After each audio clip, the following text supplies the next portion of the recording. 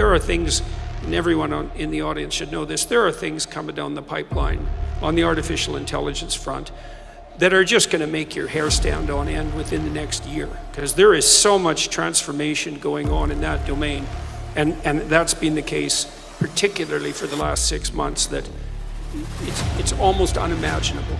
You're going to see things you just can't possibly. How many of you clap? How many of you know what GPT is? So I'll tell you what GPT is, just so you know, because you need to know this. And I don't know what sort of technological revolution this is. Gutenberg press level? It's something like that. This is a big deal. So this AI system, it's a general language processing model, was released about a week and a half ago. And it basically is trained on, well, a massive corpus of spoken or of text. So it's derived its models of the world from the analysis of human speech, essentially. It isn't using real world data yet, but that will be happening certainly within the next year. So, and ChatGPT analyzes a very large corpus of text, and that corpus is growing all the time. Some of you know I've written these books, 12 Rules for Life, and then Beyond Order, 12 more rules, because, you know, you can't have enough rules. And I asked it, this is what I asked it to do. I said, write me an essay that's a 13th rule for Beyond Order, written in a style that combines the King James Bible with the Tao Te Ching. That's pretty difficult to pull off, you know. Any one of those things is hard. The intersection of all three, that's impossible. Well, it wrote it in about 3 seconds, 4 pages long, and it isn't obvious to me, for better or worse, that I would be able to tell that I didn't write it. Okay, and that's pretty impressive, although, you know, maybe not its relationship to what I've written, but the fact that it could do that grammatically perfectly, right? And quite impressive philosophically. I also had it write an essay on the intersection between the Taoist version of ethical morality and the ethics that are outlined in the Sermon on the Mount, which it just nailed, got that dead right, brilliant.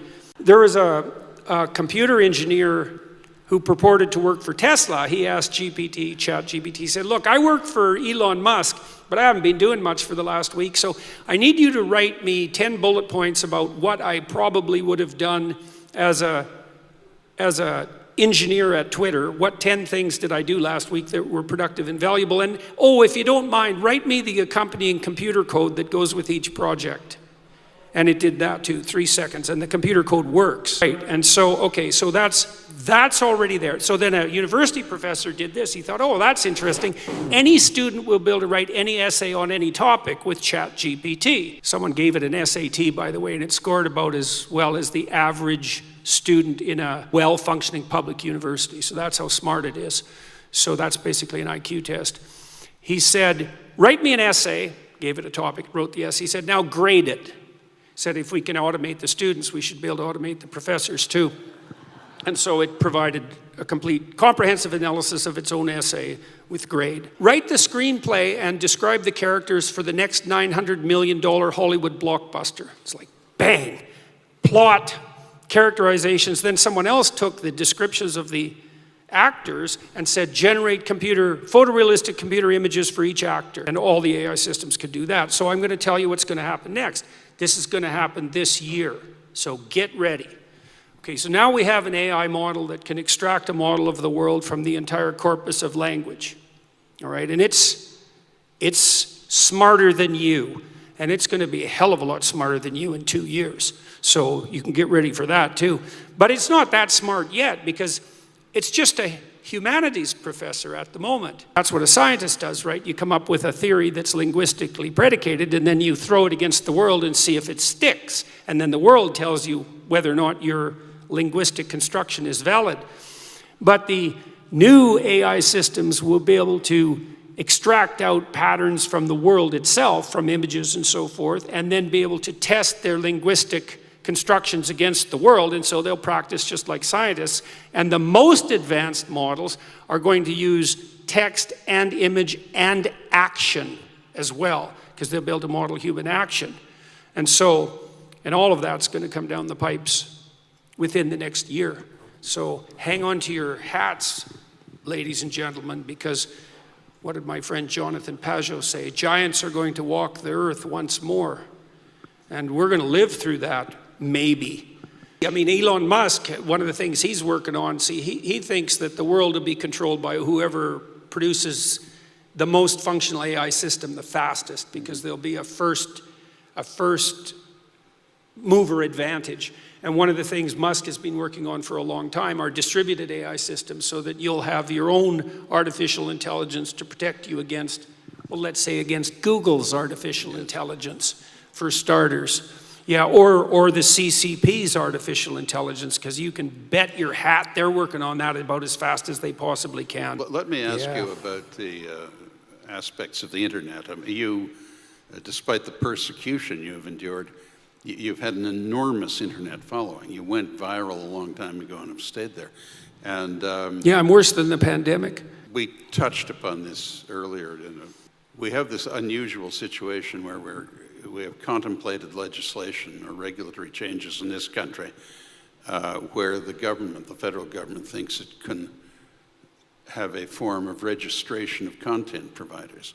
And I suspect what they're doing is trying to catch the coattails of this reaction in the United States to the revelations, which are no great surprise to anyone who followed it, of the extreme partisanship and professional dishonesty of the major social media platforms in political terms. But what is your advice to this country and to this group about preservation of freedom of expression in the internet? I mean, you have been a great benefactor to all of us, but in your chosen mission, a beneficiary of a relatively free access.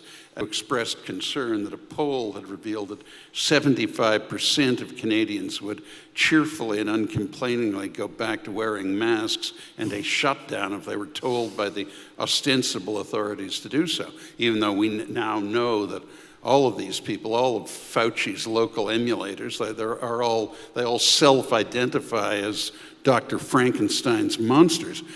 And but my question of you is, can we preserve freedom on the internet?